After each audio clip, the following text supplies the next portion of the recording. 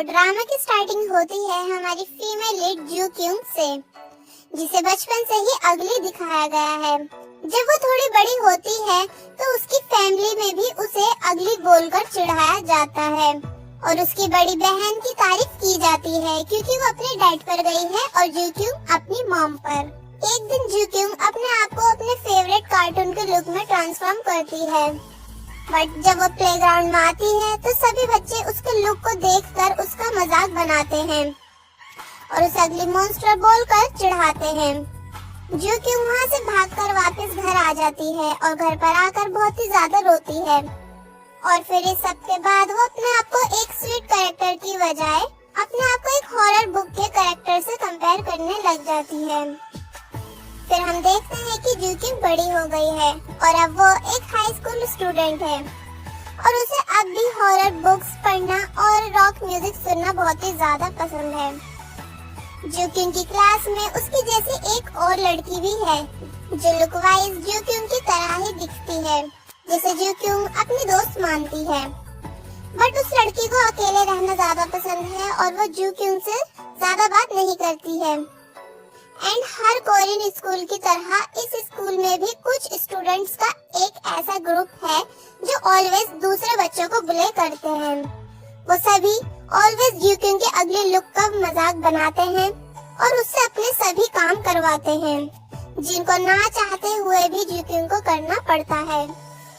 वहीं फिर हमें दिखाया जाता है कि जू क्यूंग एक लड़के को बहुत ही ज्यादा लाइक करती है जिसका नाम है हयोन बिन, जो स्कूल के कैफेटेरिया में काम करता है।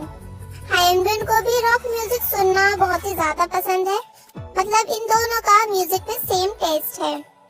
अब क्योंकि जू क्यूंग हायन बिन को बहुत ही ज्यादा पसंद करती है तो हायन बिन से कल आफ्टर लंच मिलने की मीटिंग फिक्स करती है, जिस पर हायन बिन आने के लिए हाँ बोल देता है। जू क्यूंग बहुत खुश हो जाती है और हायन बिन के लिए कुकीज बेक करती है और एक ब्यूटीफुल बॉक्स में उन्हें पैक करके उनके साथ रॉक म्यूजिक कॉन्सर्ट के टिकट्स भी रखती है। एंड हाँ, also with her love confess letter. Next day Ju Kyung cookie box लेकर स्कूल जाती है, बट तभी वहाँ जू क्यूंग की क्लासमेट्स आती हैं और वो जू क्यूंग से डम्पलिंग्स मंगाने के लिए उसे बाहर भेज देती हैं। जू क्यूंग के बाहर जाने के बाद वो जू क्यूंग के कुकी बॉक्स को चेक करती हैं और समझ जाती है कि जू क्यूंग आज कैफेटेरिया के एक वर्कर यानी हायन बिन को प्रपोज करने वाली है। वो सभी इस बात पर बहुत ज्यादा हंसती हैं और जू क्यूंग का मजाक बनाती हैं और हायन बिन से जाकर मिलती हैं और इन लड़कियों की ग्रुप की लीडर जिसका नाम सैमी है वो हायन बिन के साथ फ्लर्ट करती है और ऐसे रिएक्ट करती है जैसे वो हायन बिन को बहुत ही ज्यादा पसंद करती है और उसमें इंटरेस्टेड है। और फिर हायन बिन सैमी की सभी बातों को सच मान लेता है, जिसके बाद फिर जब जू क्यूंग हायन बिन से मिलने आती है और अपने लव को उससे कन्फेस करती है तो हायन बिन जू क्यूंग को रिजेक्ट करते हुए उसकी बहुत ज्यादा इंसल्ट मारता है, ये बोल के कि वो ऐसा सोच भी कैसे सकती है कि वो उसकी गर्लफ्रेंड बनने के लायक है। और ये भी बोलता है कि वो नेक्स्ट टाइम किसी और लड़के को प्रपोज करने से पहले एक बार खुद को मिरर में जरूर देखे। और इतना सब बोल के वहाँ से चला जाता है। ये सब सुनने के बाद जू क्यूंग बुरी तरह शॉक और हार्ट ब्रोकन हो जाती है कि तभी जू क्यूंग की क्लासमेट्स हंसती हुई वहाँ आती हैं और उन्होंने जू क्यूंग के इस अवेकर्ड मूवमेंट की फुल वीडियो रिकॉर्ड कर ली होती है। और इन सभी लड़कियों के साथ वो लड़की भी होती है जिसे जू क्यूंग अपनी फ्रेंड मानती थी। जू क्यूंग बुरी तरह रोने लग जाती है और रोते हुए अपनी क्लासमेट से पूछती है कि वो उससे इतनी ज्यादा नफरत क्यों करती हैं, जबकि उसने उनके साथ कभी भी कुछ बुरा नहीं किया है। जिसमें सैमी जू क्यूंग से बोलती है क्योंकि वो बहुत ही ज्यादा अगली लड़की है और उसे नॉर्मल लाइफ जीने का कोई भी हक नहीं है। एंड बस फिर इस सब के बाद जू क्यूंग बहुत बुरी तरह हर्ट होती है और जू क्यूंग की क्लासमेट्स ने उसकी उस रिकॉर्डेड वीडियो को सोशल साइट पर अपलोड भी कर दिया होता है, जिसे देखकर सभी जू क्यूंग पर बहुत ज्यादा हंस रहे होते हैं। जू क्यूंग वॉशरूम में जाती है और बहुत ही ज्यादा रोती है, ये सोच के कि उसे कोई भी पसंद नहीं करता है और ना ही उसका कोई दोस्त बनना चाहता है। हमें फ्लैशबैक में ये भी दिखाया जाता है कि जब वो हायनबिन से रिजेक्ट होकर वापस क्लास में आई थी तो तब भी सभी बच्चों ने ज्यूक्युंग का बहुत ही ज्यादा मजाक बनाया था।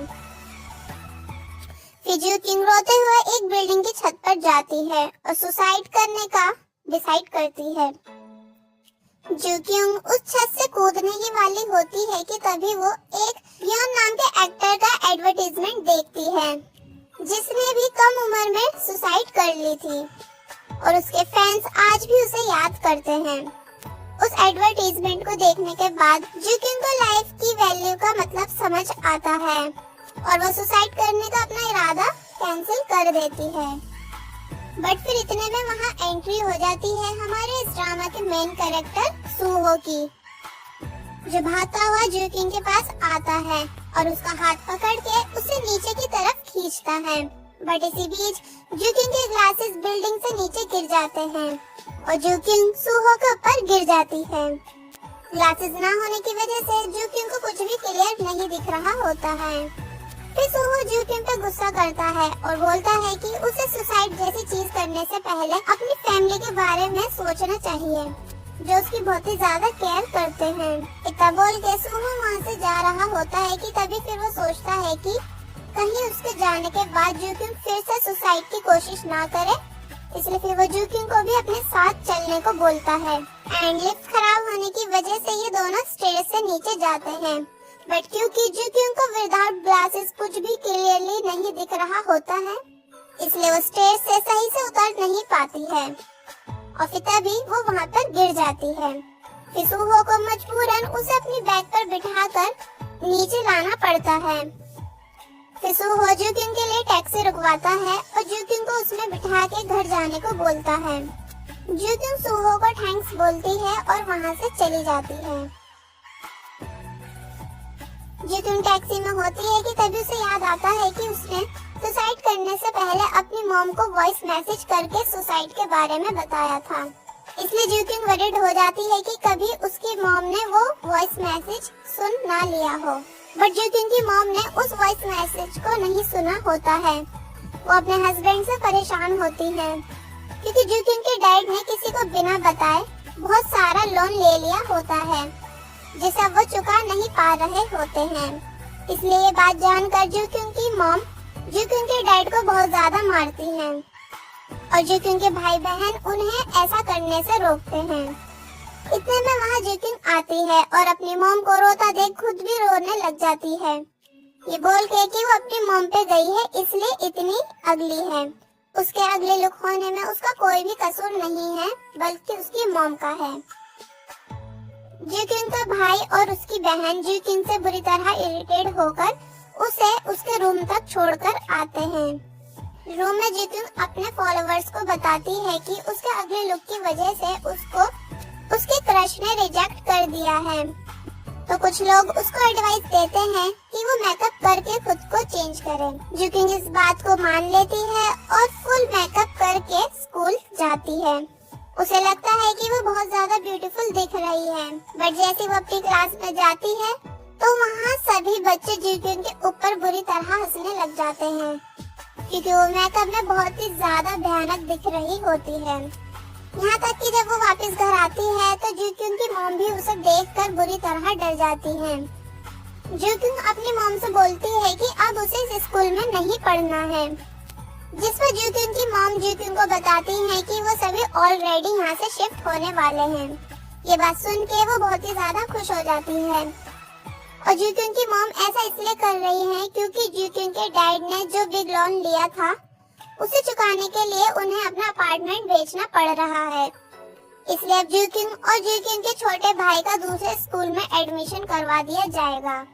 तो बस फिर ज्यूक्युंग अपनी सारी सेविंग्स निकाल के शॉपिंग के लिए जाती है और बहुत सारे मेकअप के एक्सपेंसिव प्रोडक्ट्स खरीदती है और ऑनलाइन ट्यूटोरियल वीडियोस देख के मेकअप करना सीखती है, जिसके लिए उसे बहुत ही ज्यादा मेहनत करनी पड़ती है क्योंकि उसे बिल्कुल भी मेकअप करना नहीं आता है। एंड ज्यूक्युंग की फैमिली पुराने घर में शिफ्ट होने के लिए पैकिंग कर रही होती है और फिर पूरी रात मेकअप प्रैक्टिस करते करते वो फाइनली ट्यूटोरियल वीडियोस की हेल्प से मेकअप करना सीख जाती है। वहीं दूसरी तरफ सूहो बुक स्टोर से अपनी फेवरेट कॉमिक बुक लेने जाता है, बट उस बुक का फर्स्ट पेज रिप हुआ होता है, इसलिए वो उस बुक के ऑनर से न्यू बुक लाने को बोलता है। इंटरेस्टिंगली ज्यूक्यूंग की वैन भी उसी साइड से जा रही होती है, और जैसे ज्यूक्यूंग विंडो ओपन करती है तो ज्यूक्यूंग का फेस मास्क उड़ता हुआ बाहर जाता है और डायरेक्ट सूहो के फेस पर जाकर चिपक जाता है, जिससे सूहो को बहुत ही ज्यादा गुस्सा आता है और ज्यूक्यूंग की वैन आगे निकल जाती है। देन जब ज्यूक्यूंग की फैमिली वापस अपने पुराने घर आती है तो ज्यूक्यूंग स्कूल जाने के लिए रेडी होती है। वो बहुत अच्छे से मेकअप करके रेडी होती है और जब वो रेडी होके नीचे आती है तो उसकी फैमिली भी उसे देखकर बिल्कुल भी पहचान नहीं पाती है और सभी उसे देखकर हैरान हो जाते हैं। तो फिर जैसे ज्यूक्यूंग अपने न्यू स्कूल में एंटर करती है तो वहाँ सभी लोग ज्यूक्यूंग को देखते रह जाते हैं, बिकॉज वो बहुत ही ज्यादा ब्यूटीफुल दिख रही होती है और उसका लुक बिल्कुल ही चेंज हो चुका होता है। सभी स्टूडेंट्स ज्यूक्यूंग के ब्यूटीफुल लुक को देखकर शॉक होते हैं और उसे बहुत सारे अच्छे कमेंट्स देते हैं। फिर ज्यूक्यूंग और उसका भाई टीचर ऑफिस में होते हैं, तभी वहाँ एंट्री होती है सूहो की और यहाँ ज्यूक्यूंग सूहो को फर्स्ट टाइम देखती है, क्योंकि लास्ट टाइम जब वो सूहो से मिली थी तो स्पेक्स ना होने की वजह से वो उसका फेस क्लियरली नहीं देख पाई थी। इन दोनों की क्लास सेम होती है तो टीचर सूहो से ज्यूक्यूंग को क्लास तक छोड़कर आने के लिए बोलते हैं और यहाँ हमें सूहो के नेचर के बारे में पता चलता है कि वो एक बहुत ही ज्यादा घमंडी नेचर वाला लड़का है, जिसे लड़कियों से दूर रहना ज्यादा पसंद है। इसी बीच सडनली ज्यूक्यूंग की सूहो से टक्कर होती है, जिस वजह से ज्यूक्यूंग का सारा मेकअप सूहो के कोट पर लग जाता है। ज्यूक्यूंग उसे हटाने की बहुत कोशिश करती है बट वो हटता नहीं है, इसलिए जैसे सूहो क्लास में जाता है तो उसके क्लासमेट्स उसे बताते हैं कि उसके कोट पर कुछ लगा हुआ है। सूहो समझ जाता है कि ये उसी न्यू स्टूडेंट ने किया है। वो ज्यूक्यूंग के पास जाता है और उसे अपना कोट वॉश करने के लिए देता है। देन ज्यूक्यूंग क्लास में आती है और सभी उसका अच्छे से वेलकम करते हैं एंड सुआ और सूजी नाम की दो लड़कियां उसकी दोस्त भी बनती हैं। ज्यूक्यूंग सूहो का कोट वॉश करने की कोशिश करती है और सूहो से बोलती है कि वो इसे ड्राई क्लीनिंग करवा कर दे देगी। सूहो से इरिटेट होकर वहाँ से चला जाता है। ज्यूक्यूंग अपने न्यू फ्रेंड्स के साथ काफी खुश होती है और फिर आफ्टर स्कूल ये तीनों बाहर जाके साथ में काफी टाइम स्पेंड करती हैं एंड साथ में बहुत ही ज्यादा एंजॉय भी करती हैं। ज्यूक्यूंग बहुत ज्यादा खुश होती है क्योंकि अब फाइनली उसे भी अच्छी फ्रेंड्स मिल चुकी हैं। घर वापस आकर वो अपना मेकअप वॉश करती है, जिसको करने के बाद वो पहले जैसी अगली डम्पलिंग बन जाती है। उसकी न्यू फ्रेंड सुआ ज्यूक्यूंग को ग्रुप चैट में ऐड करती है, तो देखकर ज्यूक्यूंग बहुत ही ज्यादा खुश होती है। बट तभी ज्यूक्यूंग का छोटा भाई उसके रियल फेस की पिक क्लिक कर लेता है और फिर वो ज्यूक्यूंग को ब्लैकमेल करता है कि वो उसे उसकी फेवरेट कॉमिक का न्यू वॉल्यूम लाकर दे। अगर उसने उसकी बात नहीं मानी तो वो उसके रियल फेस की पिक स्कूल में दिखा देगा, जिसके बाद ज्यूक्यूंग को अपने भाई की बात माननी पड़ती है और वो उसी बुक स्टोर में जाती है जहाँ वो बचपन में जाया करती थी। बुक स्टोर का ओनर ज्यूक्यूंग को पहचान जाता है और यहाँ वो काफी खुश होती है और जैसे अपने भाई के लिए बुक लेती है कि तभी पीछे से कोई और उस बुक को पकड़ लेता है। ये दोनों ही एक दूसरे से बुक को छीनने लग जाते हैं कि तभी ज्यूक्यूंग उस लड़के के ऊपर गिर जाती है एंड वो लड़का और कोई नहीं बल्कि सूहो ही होता है और बस फिर ये दोनों ही एक दूसरे को देखकर शॉक हो जाते हैं एंड फर्स्ट पार्ट यहीं पर एंड हो जाता है।